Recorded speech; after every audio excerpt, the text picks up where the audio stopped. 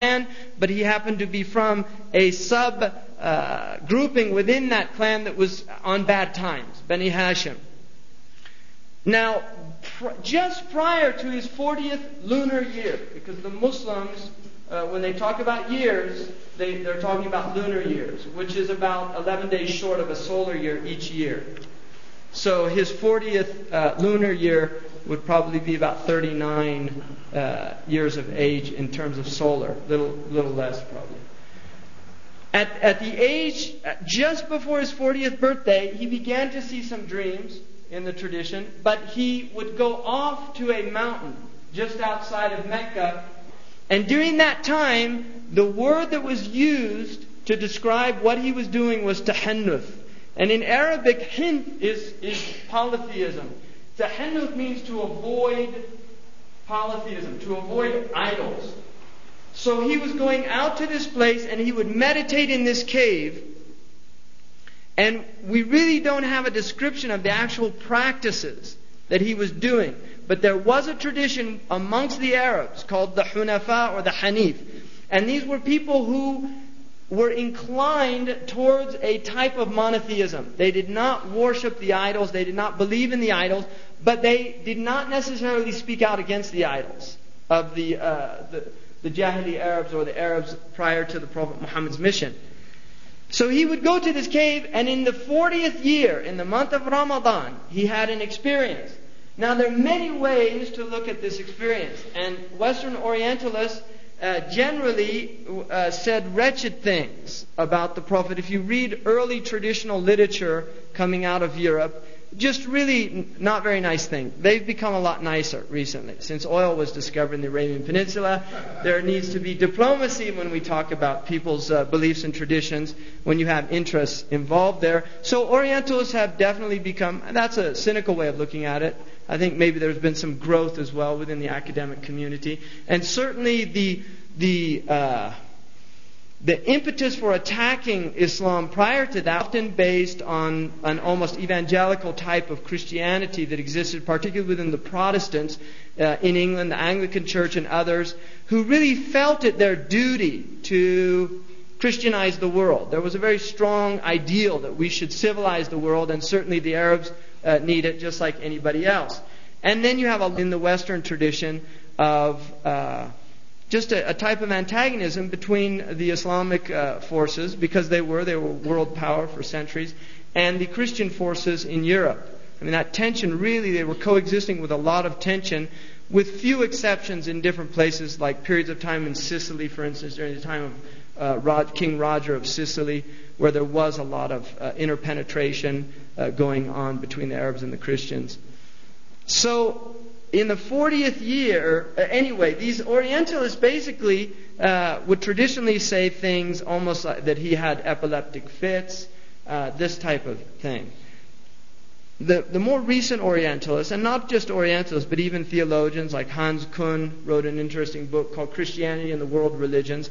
One of the things he says in there is that we have to stop speaking derogatorily about the Prophet Muhammad, because whatever was taking place there, it was certainly, by all accounts that we have, a sincere phenomenon. In other words, he's not willing to accept, and that's his prerogative, that this was a revelation, but he is willing to accept that the person was sincerely deluded, which is a big difference from simply saying that he was insane or that he was had malintention, right?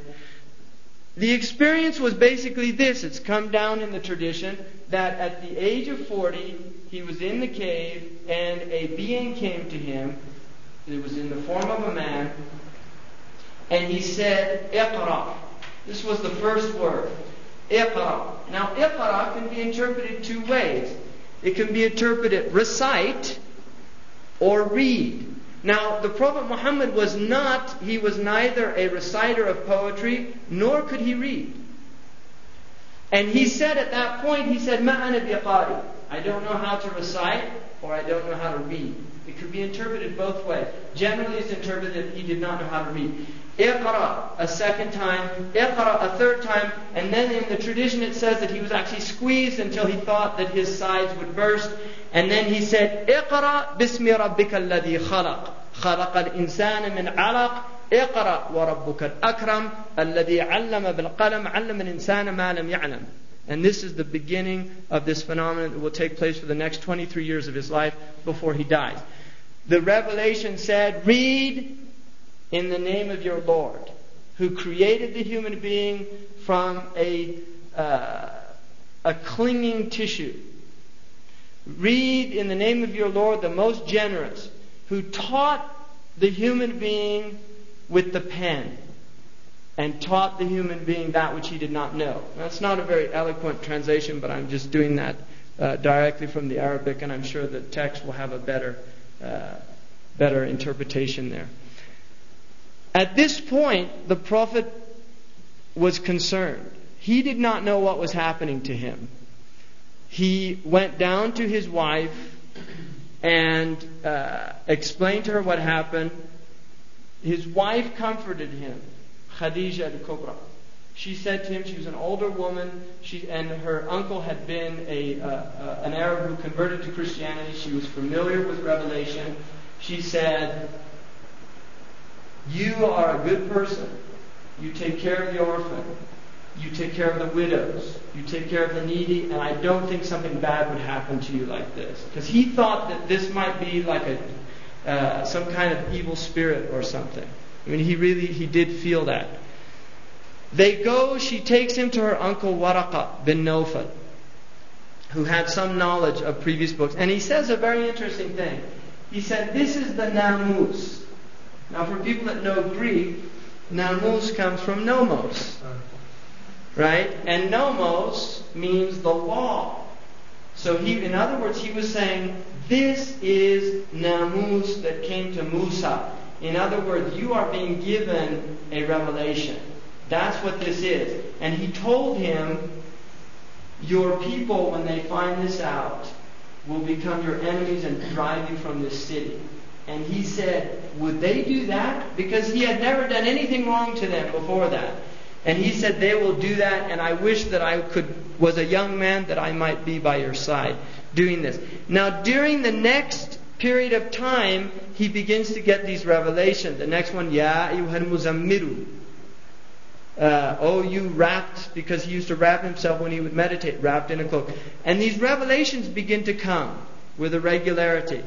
Now, the Prophet Muhammad, in a description, sallallahu alaihi wasallam, he said that sometime the revelation came like a bell, like the ringing of a bell, as a vibration, and then it would move into letters, and then into the actual words.